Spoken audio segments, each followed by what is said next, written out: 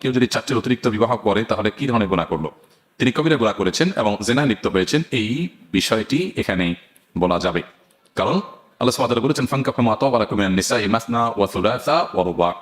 বিবাহ একজন পুরুষ সর্বোচ্চ 4টি পর্যন্ত করার অনুমতি রয়েছে, একসঙ্গে 4 জন স্ত্রী তার থাকতে পারে একসঙ্গে।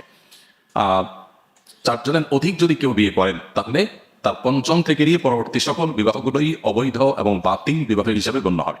আমি চাকরি পাওয়ার আগে নিয়ত করেছি চাকরি পেলে কিছু টাকা মসজিদ এবং মাদ্রাসায় দান করব। আলহামদুলিল্লাহ চাকরি পেয়েছি, এর মধ্যে বেতন পাওয়ার আগে কিছু টাকা ধার দেনা হয়ে যায়। এখন আগে কোনটা পরিশোধ করবো? অবশ্যই আপনি আগে দেনা পরিশোধ করবেন, আপনার দেনা পরিশোধ করাটা বেশি গুরুত্বপূর্ণ।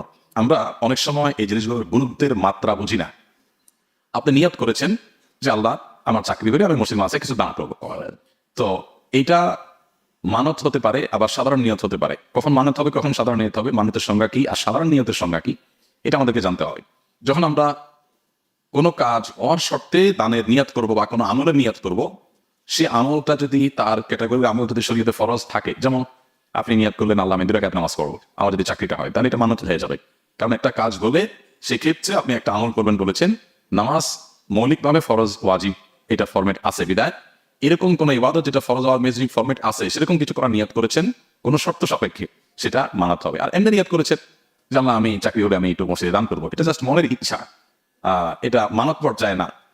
জাস্ট আপনি বলেছেন যে বা নিয়ত করেছেন মনে মনে যে আমি এটা হলে এটা করবো। এই নিয়ত রক্ষা করাটা উত্তম কিন্তু আবশ্যক না, কিন্তু মানত রক্ষা করাটা আবশ্যক।